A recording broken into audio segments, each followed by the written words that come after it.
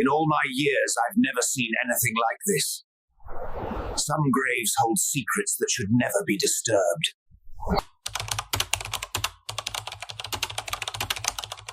Have you ever been alone in a place where the silence seemed to carry something more than just the absence of sound? Where every breath of wind seemed to carry a warning you couldn't quite grasp? I always thought these stories were just fabrications of frightened people, until one night when everything seemed ordinary showed me that the cemetery where I worked hid secrets no one was meant to discover. That night would become one of the most disturbing memories of my life. And to this day, I wonder if I really lived through it, or if something still lingers with me from then on. It was shortly after midnight when I noticed something strange. I'd already made several rounds of that cemetery and knew every path by heart, every rusted cross, every angel statue that time had corroded. But that early morning, there was a faint light, almost like a whisper of flame, flickering among the oldest tombs. It wasn't the light of a lamp, nor a flashlight. It was a flickering, shadowy glow, as if coming from within the earth. My first impulse was to ignore it, pretend I hadn't seen anything, and return to the surveillance room. After all, working among the dead requires more composure than courage. But something in that light called to me, almost as if it were testing me, provoking my curiosity, daring me to come closer. I couldn't tell if it was intuition or madness, but my feet began to walk on their own toward the darkness. And it was then, as the flame grew more visible, that I realized she wasn't alone. Around her were motionless, static shadows, like invisible sentinels guarding something that should never be seen. But that night, against all instinct, I decided to see. If you want to find out what I saw that night and follow every secret the cemetery hides, subscribe to the channel now and leave your like so you don't miss any stories. On that cold autumn night, the wind seemed to cut like invisible blades, gliding across skin and penetrating to the bone. The cemetery where I worked was in a small rural town, surrounded by dense forests that beneath the mist seemed more like living walls. I was already accustomed to the solitude of that place. It was repetitive, silent work, and over the years I had learned to accept the constant company of tombstones and the creaking of trees in place of human voices. But as much as I tried to convince myself that everything was normal, there was something different about that early morning. The ground was damp, as if it had rained, but I knew not a drop had fallen all day. The fog was so thick it obscured vision just a few feet away, and each step made the gravel crunch uncomfortably, as if I were trespassing on forbidden territory. With each movement, the distant light that had drawn me seemed to play with me, sometimes fading, sometimes growing brighter, as if wanting me to follow it. As I walked along, I tried to find rational explanations. Maybe it was teenagers invading the cemetery. Maybe candles, left in some cheap superstition, or even some improvised ritual. But amidst the justifications, a part of me knew none of those hypotheses held water. I'd seen strange things in that place. Graves bursting with flowers no one had placed, subtle voices on nights with a full moon, and even the sensation of footsteps echoing behind me when I was alone. But nothing compared to that night. And it was in this state of growing alert that as I turned onto an avenue lined with ancient cypresses, I finally realized I wasn't just facing a light. I was facing a calling. And that call came straight from the heart of a tomb that until that night I swore was sealed forever. As I got closer, I realized the light was coming from an ancient tomb, one that hadn't been visited in decades. The marble headstone was cracked and covered in moss, and the engraved name was barely legible.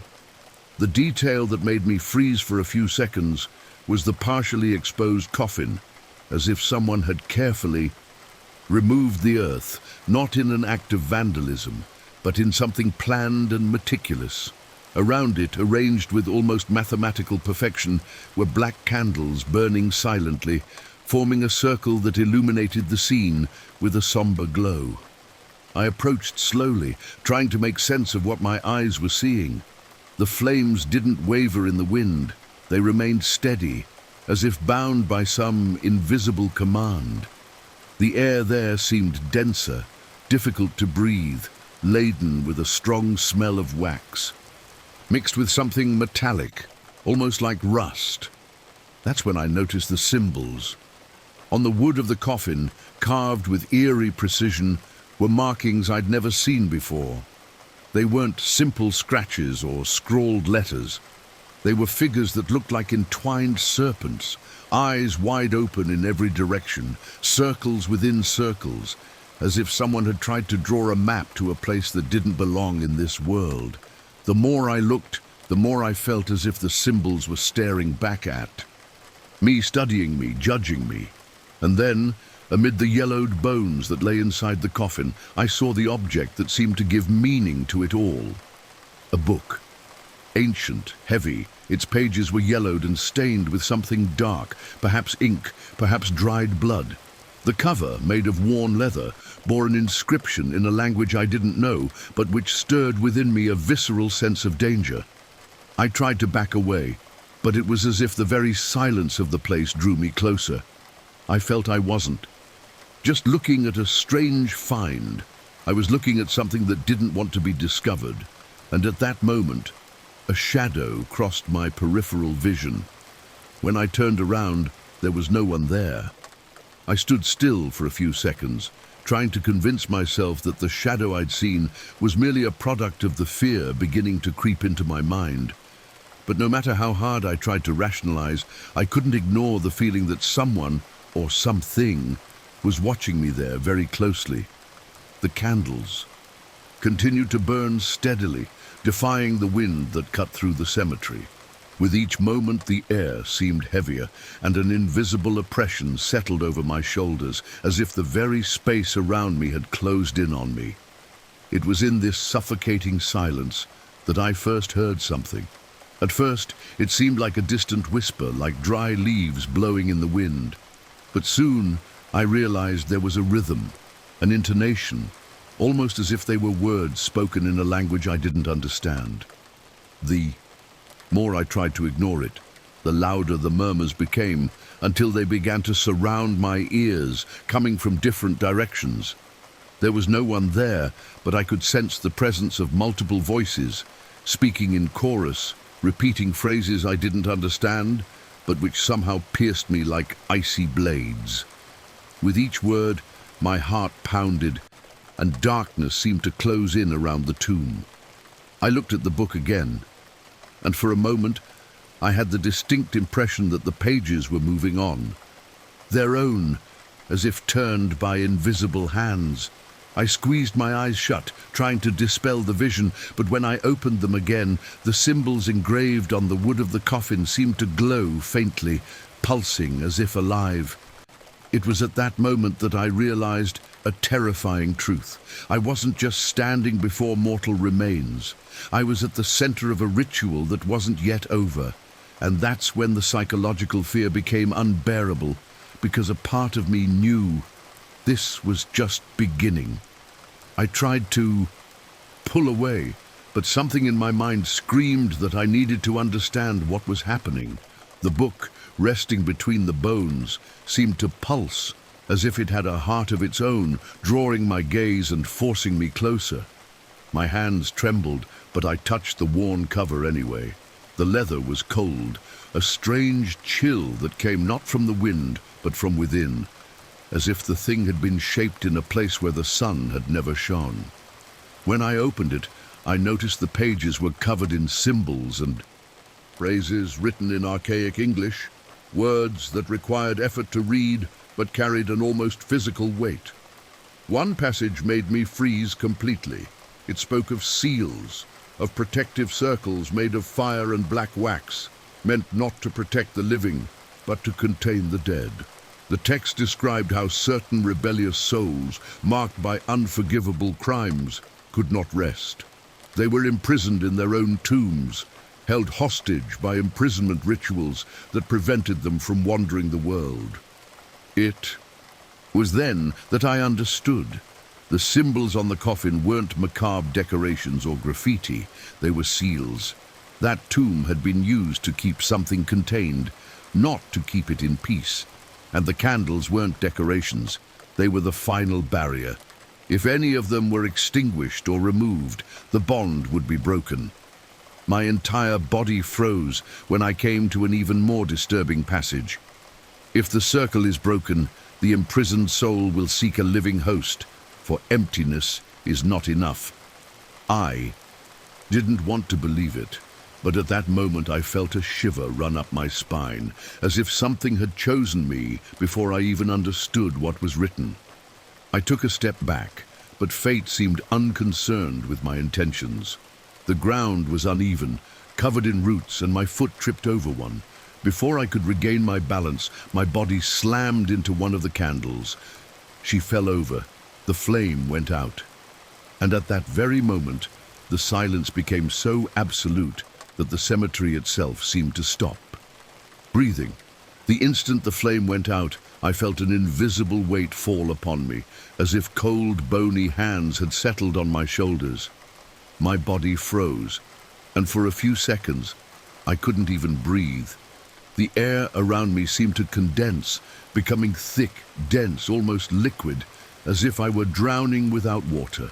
I looked at the circle, now broken, and saw the other candles waver, as if struggling to stay lit against a force that wanted to extinguish them too. My heart raced, and with each beat, felt as if I wasn't alone inside that body. The whisper that had once echoed distantly now spoke directly to my ear, words I didn't understand, but which filled my mind with dark images. Distorted faces, eyes burning with fury, hands reaching out for living flesh. I took a step back, ready to run, but something caught my attention. The book, which had been lying open on the bones, closed by itself with a sharp snap, echoing like thunder in the silence of the cemetery. The sensation was immediate. The entity was no longer contained there. I tried to run, my legs barely responding, but I still reached the exit of the alley. However, before passing through the rusty gates, I risked a glance back. The tomb was closed again, as if nothing had happened. No sign of candles, no symbols, no books, just the broken headstone in the pale moonlight. And to this day, when I close my eyes, I still feel that weight on my shoulders. Maybe I managed to escape, or maybe I simply became the host my soul so desperately sought. Have you ever wondered what you would do if you witnessed something you never should have? I'm not talking about a common scary scene, but something that defies your comprehension and makes you question whether you truly want to remember what you witnessed.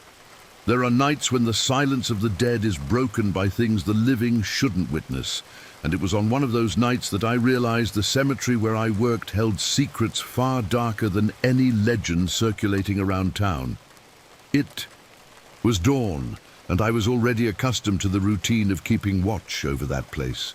The gates remained closed, fog shrouded the ancient tombstones, and the wind whistled through the cypress trees as if the air itself wanted to warn me that something was approaching. But nothing prepared me for what my eyes would see that night. Across the grave field, an unusual movement caught my attention. Long, hooded shadows walked slowly toward a still empty grave, one of the few waiting to be filled. At first I thought they were vandals or young people playing a scare game, but as they approached, the scene became more disturbing. There was no laughter, no sudden gestures, just a heavy silence punctuated by murmurs in a language I couldn't recognize. Between them, they carried something small, wrapped in dark cloths, as if it were a precious or sacred object. As the discreet torches illuminated what they carried, I realized it was an urn, too small to be associated with any ordinary ritual.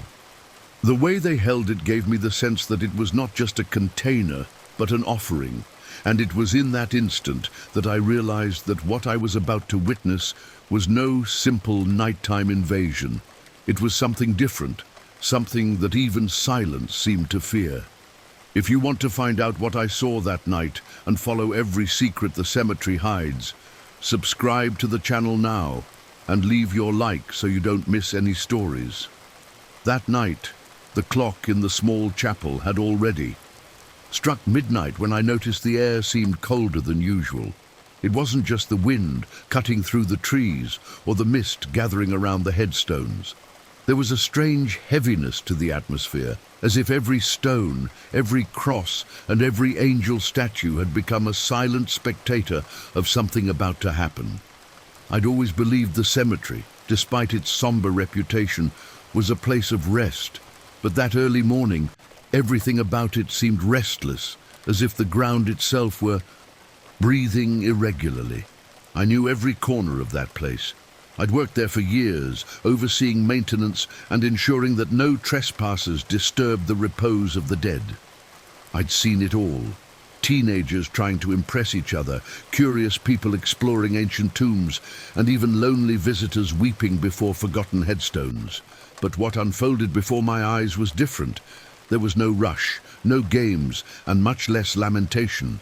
What I saw was a silent, ponderous procession, moving with the firmness of someone who knew exactly what they were doing. The hooded men walked in a line, their shadows elongated by the flickering light of the ancient lanterns they carried. The sound of their footsteps on the damp earth was almost rhythmic, as if each movement had been rehearsed. I hid behind a stone monument and watched in silence. As much as I wanted to believe it was nothing more than a macabre performance, my body knew it wasn't theatre. There was a somber solemnity in the air, a morbid respect that silenced even the rustling of the trees. It was then that I realized their destination was no ordinary grave. They were walking to an empty tomb, freshly dug for the burial of someone who hadn't even died yet. The grave had no name, no flowers, just the disturbed earth awaiting the next body. And the moment they surrounded that space, I felt a chill run down my spine. The darkness around them seemed to lean toward them, as if even the night recognized the gravity of what was about to happen. I approached cautiously, each step measured, trying not to make the gravel crunch beneath my feet. The cold seemed even more intense, and my breath came in short puffs, betraying my nervousness. The hooded men had formed a circle around the grave, and in the center stood the urn, wrapped in dark cloth. It was small, but the way they held it, with an almost sacred reverence, made me feel this was no mere object. One of the men removed the cloth covering the urn. The wood was ancient, blackened by time, marked with symbols I didn't recognize. There were twisted lines that resembled snakes, misshapen crosses, and geometric figures that seemed to obey no logic. Seeing it, my stomach churned, as if my body understood what my mind couldn't explain. That urn didn't carry something harmless. It was then that the murmurs began. At first, low, almost like a hum lost in the night. Gradually, they grew in intensity, transforming into words spoken in a harsh, guttural language that seemed to cut through the silence like blades. I didn't understand a single word, but every sound sent shivers down my spine. It was as if the earth itself vibrated with those chants. Two of them knelt, dug into the freshly turned earth with their hands, and with extreme delicacy, placed the urn inside the grave. Around them, the others remained motionless, repeating the words in unison, as if summoning an invisible presence. The air grew heavier, and for a moment I thought the wind had died. I shouldn't have been there. The thought lingered in my mind, but my eyes refused to look away. It was like watching a terrible accident. Part of me wanted to run away, but another part was trapped, mesmerized. When the earth finally covered the urn, the group rose in silence. There was no farewell, no gesture of faith. They just slowly turned and disappeared into the shadows, as if they had never been there. I stood still, feeling my body shiver. The cemetery fell silent again, but it wasn't the same silence as before. It was a heavy, dense silence, as if something had been placed there and wasn't intended to remain still for long. Even after the last of the hooded men disappeared among the cypresses, I couldn't move. I remained hidden, breathing heavily, as if the air itself had turned to lead. The cemetery had returned to silence, but it was a different silence, alive, almost conscious. I had spent many late nights there, and never had the environment seemed so hostile, as if the once familiar space had been invaded by a presence that no longer accepted me. I closed my eyes for a few seconds, trying to convince myself it was all just a macabre performance. Perhaps young people trying to scare me, or even some local sect staging a superstitious ritual. But when the murmurs continued to echo in my head, even after they had faded into the air, I realized they had left their mark far beyond vision. The words I didn't understand seemed to have seeped into me, repeating themselves like a mantra that didn't ask permission to be remembered. Suddenly I felt the wind shift. It wasn't just a cold draft, but a gust that seemed to come from within the earth, rising from the very pit that had just been filled. The shiver that ran down my spine wasn't physical, it was something deeper, as if invisible hands had touched me.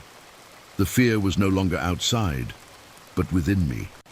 I opened my eyes and looked around.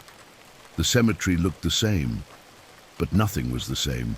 The shadows stretched longer than they should have.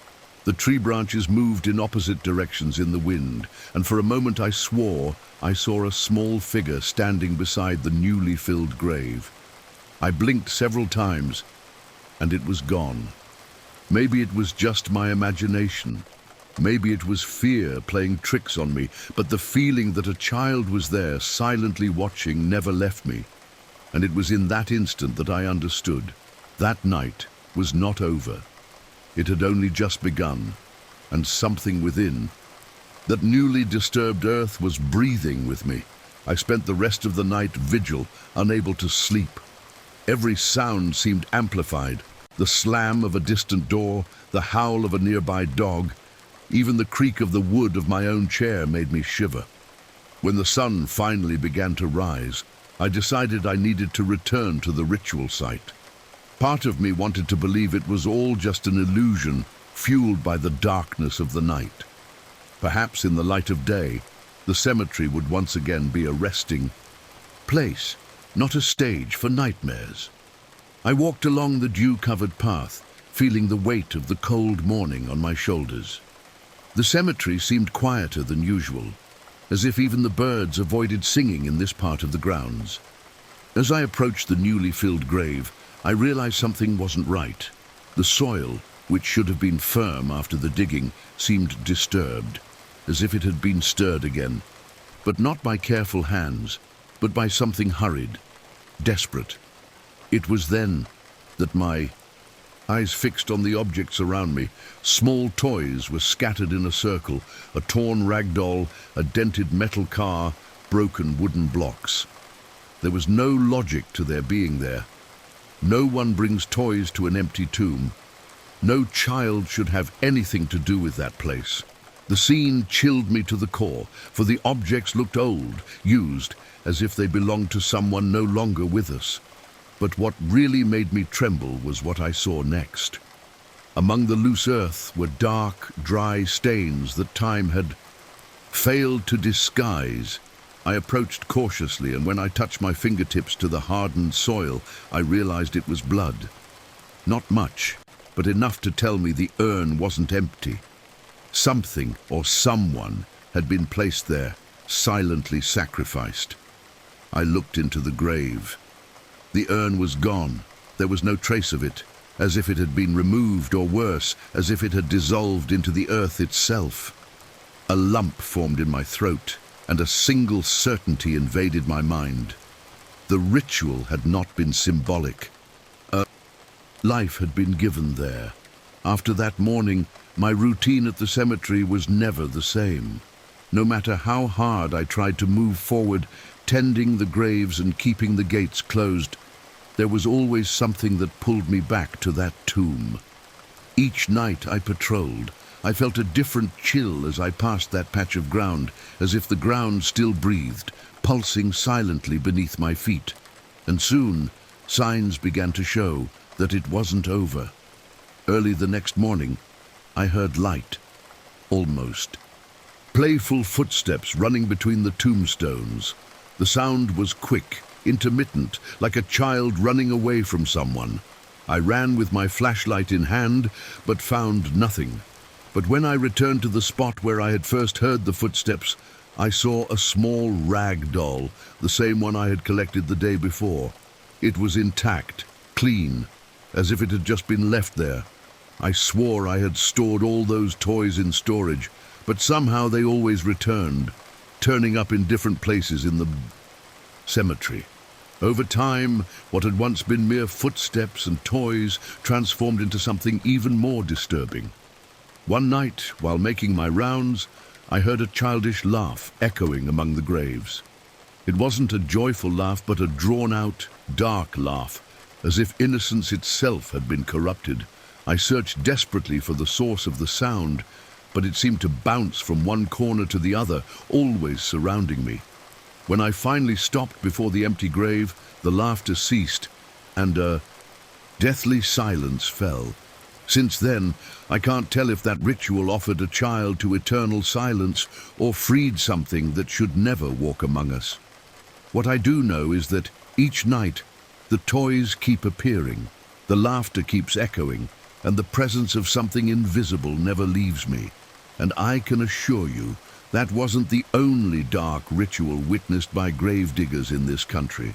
There are other accounts just as disturbing that reveal secrets buried in tombs that should never have been opened.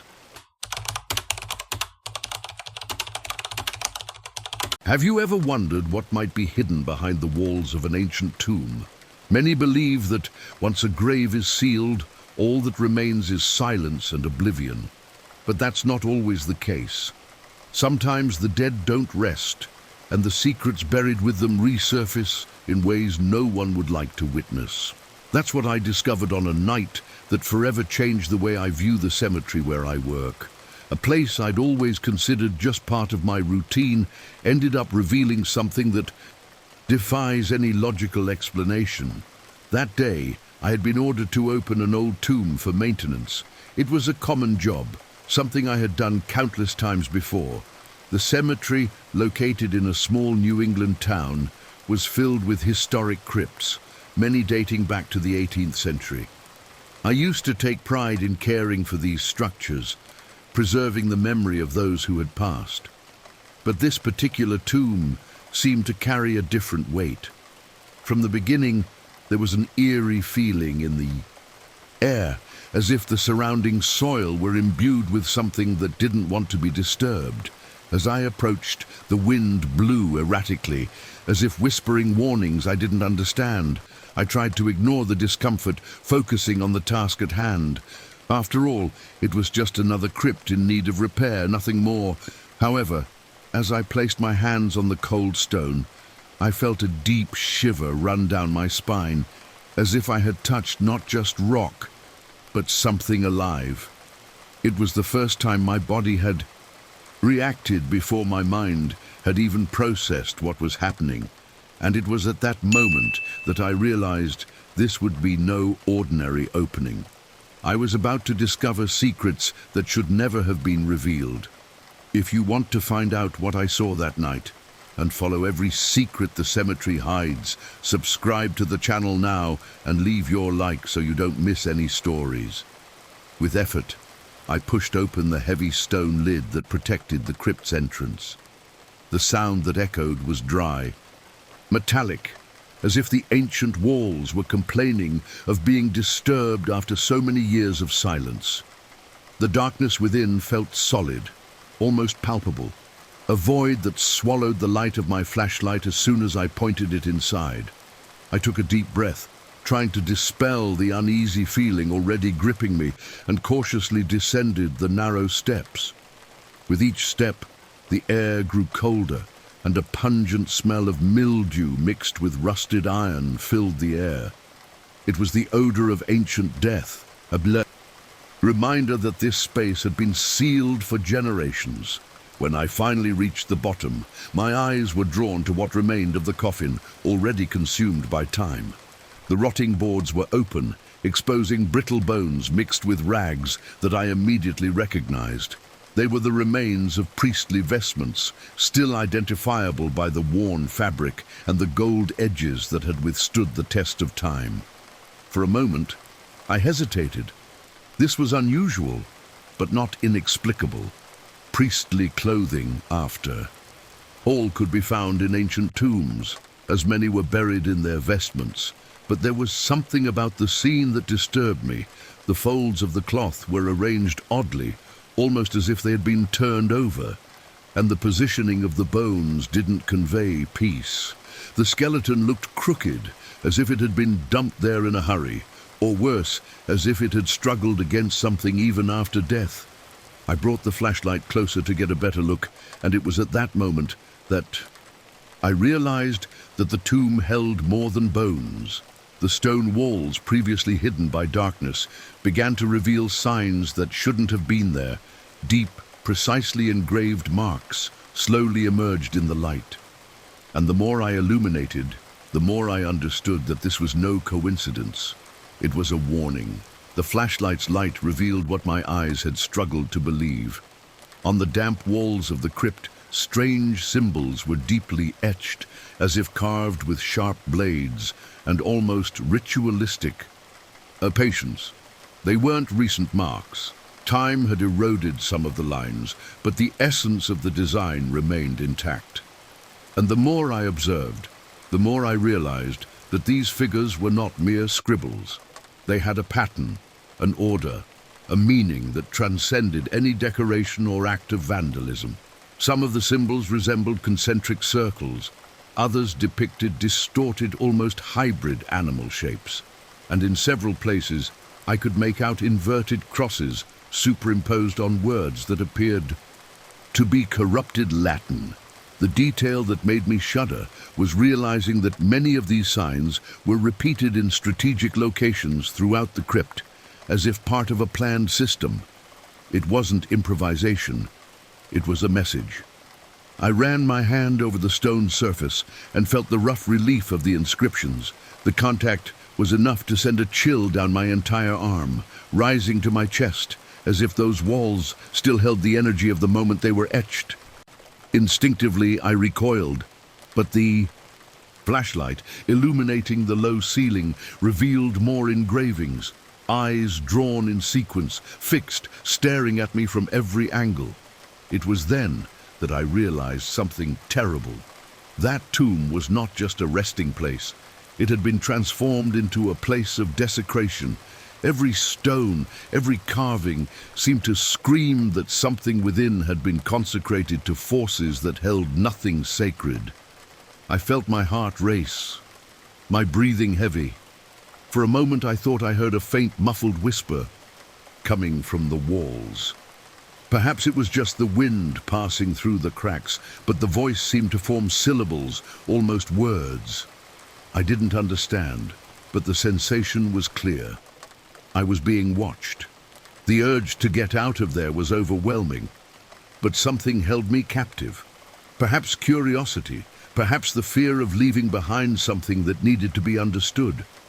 It was in this conflict that my eyes returned to the coffin, where something even more disturbing awaited me.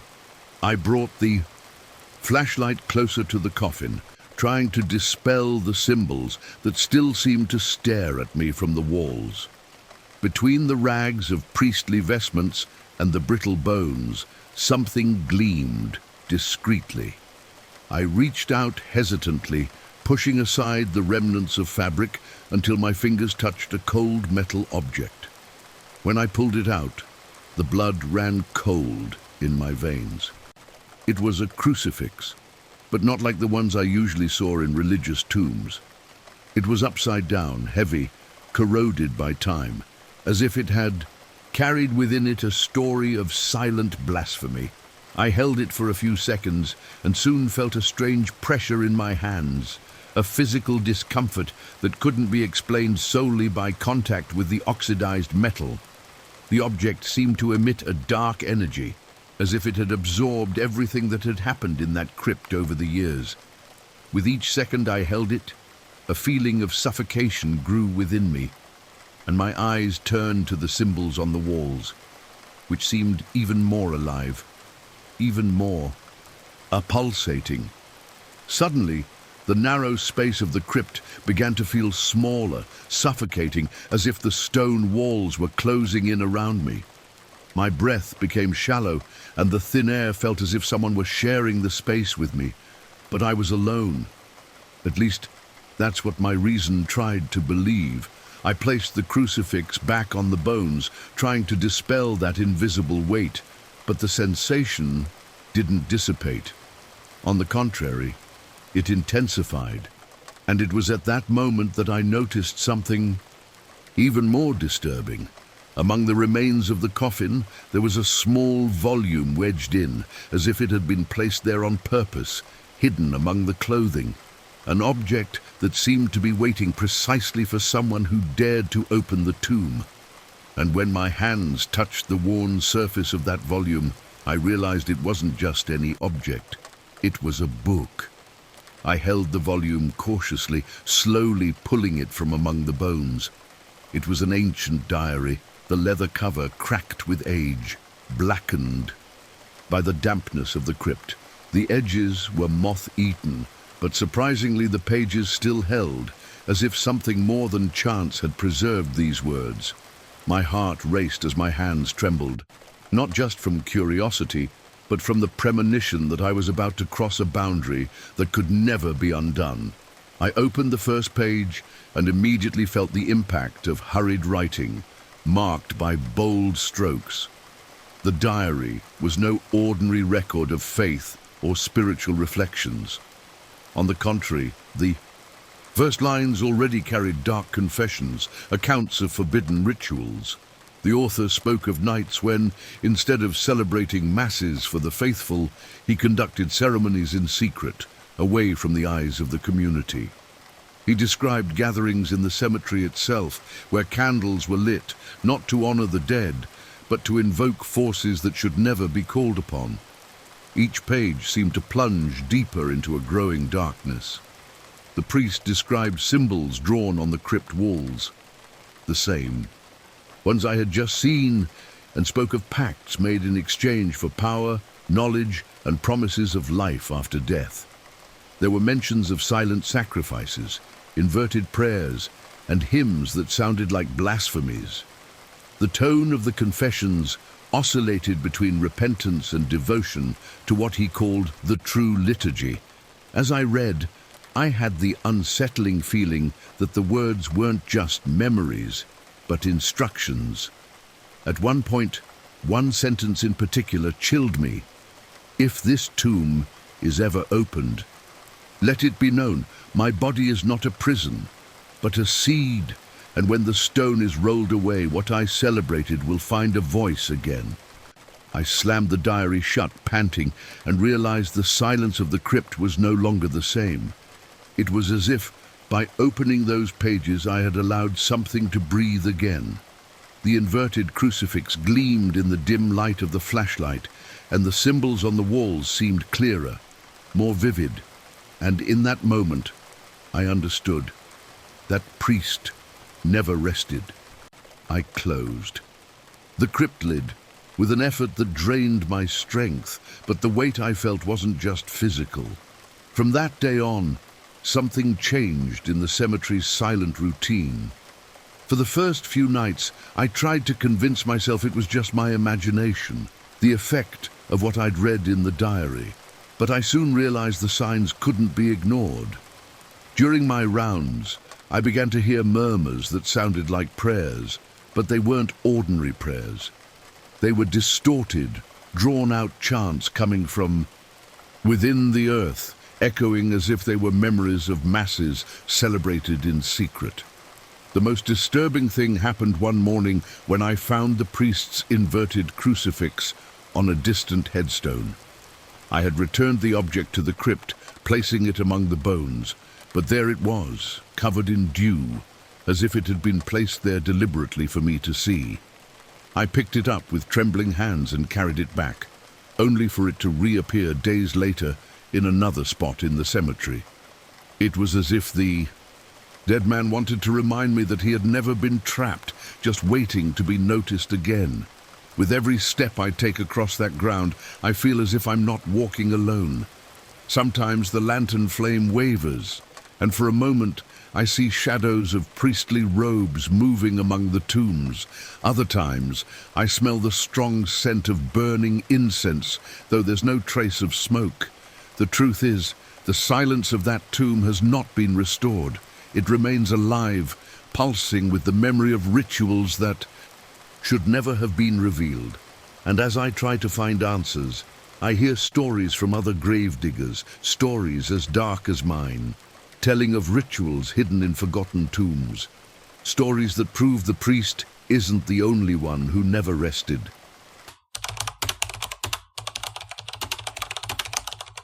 A shiver ran down my spine when I received the call that cold October morning, asking me to go to the local cemetery to open an old grave. Nothing prepared me for what I would find, and yet, somehow, I knew that night would be like no other. When I arrived, the silence of the cemetery felt heavy, almost suffocating, and the fog crept across the ground as if trying to swallow me. Carrying my tools, I walked between time-worn headstones, each step echoing with a metallic sound that seemed to mock my nervousness. Approaching the grave, I realized that something strange was already brewing. There were marks on the ground, unlit black candles arranged in a circle, and the air carried a peculiar smell, a mixture of damp earth and oxidized iron. As I opened the stone lid, my heart nearly stopped. The coffin was filled only with ashes, thin and cold, as if the body had been consumed by an invisible fire. Among them lay a blood-stained letter and a precisely engraved symbol, a serpent that seemed to watch my every move. I knew those ashes carried more than physical remains. There were intentions, there were pacts I couldn't fully comprehend. The feeling of being watched grew with each passing second, and something inside me told me this was only the beginning of something that could haunt me forever. Little did I know, the answers to what had happened that night were about to reveal secrets that should never be discovered. If you want to find out what I saw that night and follow every secret the cemetery hides, subscribe to the channel now and leave your like so you don't miss any stories. The next day, I returned to the cemetery with the feeling that I could no longer simply ignore what I had seen the night before.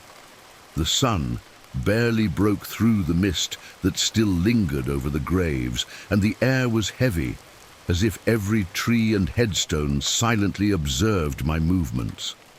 As I approached the coffin, I noticed small signs that had previously escaped my notice. Bits of burned paper, a few crumpled black petals, and scratch marks in the earth around the grave, as if someone or something had struggled to get out.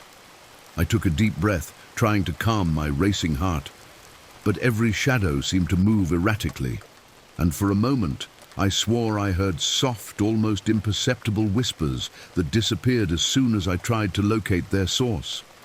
As I carefully removed the stone lid, a cloud of fine ash rose and spread through the air, creating a sensation that something unseen had been awakened. Amidst the ashes, the blood-stained letter seemed to emit its own energy, and the serpent symbol engraved on the bottom of the coffin seemed to pulse in the dim morning light, almost breathing along with me.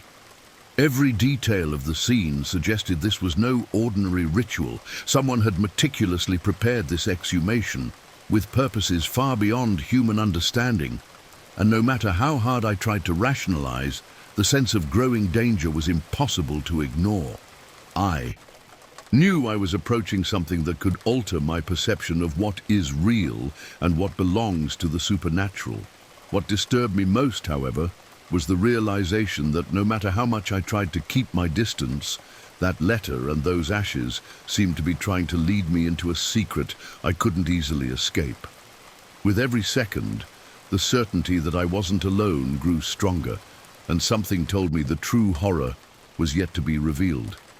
As I bent over the ashes to inspect the letter more carefully, I felt a shiver run down my spine, as if the air around me had thickened and become dense, almost palpable. The paper was old, yellowed with age, but the blood sealing the words seemed fresh, as if it had been placed there minutes before, though I knew that was impossible. The letters, written in a shaky, almost ritualistic handwriting, formed phrases that seemed to be calling to someone or something, invoking forces untouchable by human eyes. I tried to decipher the meaning, but the language was enigmatic, full of symbols, reminiscent of ancient occult alphabets, and the serpent design at the bottom of the letter seemed to move, even though I knew this was just my mind trying to explain the inexplicable. My breath quickened as I realized that the mark engraved on the bottom of the coffin, that very serpent, was no ordinary drawing. It had depth, subtle reliefs, and a strange heat seemed to emanate from it, making it impossible to stare at it for long without feeling a growing pressure on my chest. Every attempt at rationalization was frustrated, and the feeling that something was watching me intensified with each passing second. I felt the instinct to retreat, but something compelled me to continue, as if the letter were calling me, forcing me to discover the purpose of this macabre pact. When my fingers touched the serpent, a subtle vibration ran through my hands, almost as if I had awakened something dormant for decades. A low, almost imperceptible sound echoed among the tombstones around me, making my heart race and my mind fill with doubts about what truly lay in that tomb. What was to come could change my perception of the world and the supernatural forever. But at that moment, I still had no idea how deep the abyss into which I was about to plunge would be. As I examined the coffin more closely, I began to notice subtle patterns in the ashes, lines and shapes that repeated themselves in an almost hypnotic manner, as if purposefully arranged to create some kind of symbol or circle of power.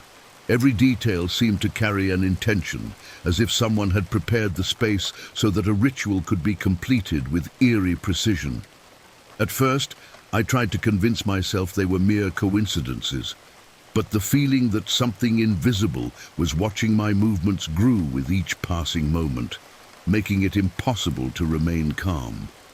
As I looked around the grave, I noticed marks in the ground that formed a sort of ritualistic path, leading beyond the nearby headstones, suggesting that this pact was not limited to the urn that now rested empty before me, but encompassed a much larger area of the cemetery, connecting each point in an almost architectural manner. My mind began to piece together a grim picture.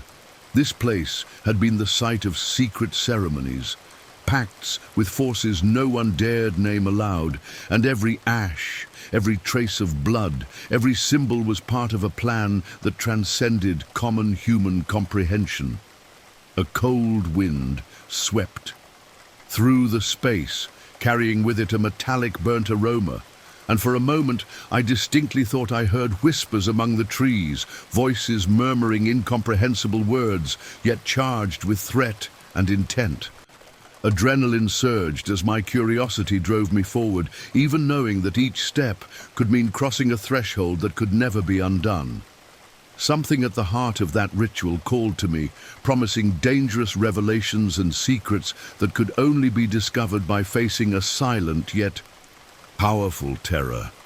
And it was in that instant, when I thought I understood what had occurred there, that I realized an even more disturbing detail, something that would completely change my perception of what that pact meant and what it had truly sealed. As I drew ever closer to the ashes, something impossible happened. I felt a weight in the air, an almost tangible presence that seemed to detach itself from the empty urn and project itself toward me, as if those diminished particles carried with them fragments of a force that shouldn't be there. For an instant, everything around me seemed to fall silent, and the world took on an ethereal quality, as if I had crossed an invisible threshold between the natural and the supernatural. My every movement caused the ashes to stir subtly, almost as if responding to my curiosity, and the chill rising from the earth seemed to whisper ancient secrets that should remain buried forever. I tried to pull away, rationalizing that it was just my mind, playing tricks after hours alone in the cemetery, but the feeling of being watched grew, and the dense air seemed to press against my lungs, making each breath a conscious, tension-filled effort. The letter found among the ashes drew attention in a disturbing way. The reddish ink, which resembled dried blood, formed words that pulsed with their own energy, each engraved letter an echo of a pact demanding fulfillment and eternal loyalty. My gaze wandered over the serpent etched into the ground, and suddenly I realized that the symbol wasn't there just to frighten.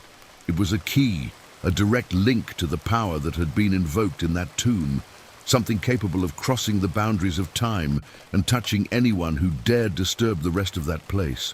A chill ran down my spine when I noticed some ashes begin to move for no apparent reason, forming shapes that resembled outstretched hands. In that instant, a question gnawed at my mind. Could it be that I had just summoned something I could never control, simply by touching what should have remained sealed? The tension mounted, and I knew I was on the verge of discovering something that would forever change the way I saw the world around me, but there was still one last piece of the mystery to be revealed. As I walked away from the grave, I couldn't help but feel as if something invisible was still watching me, studying my every step, my every hesitation. The wind carried an unsettling silence, interrupted only by the creaking of trees and the distant rustling of leaves, which sounded almost like voices whispering forbidden secrets not meant for human eyes to hear. The shadows lengthened impossibly, casting distorted shapes in the low-lying mist that shrouded the cemetery. And every time I glanced back, I had the impression that the figures that had previously disappeared were merely waiting for my distraction to approach. The ashes of the pact remained in my mind, as if they carried their own energy, something that could neither be ignored nor fully understood, and a shiver ran down my spine at the thought of what might happen if those instructions were interpreted by someone with ill intentions.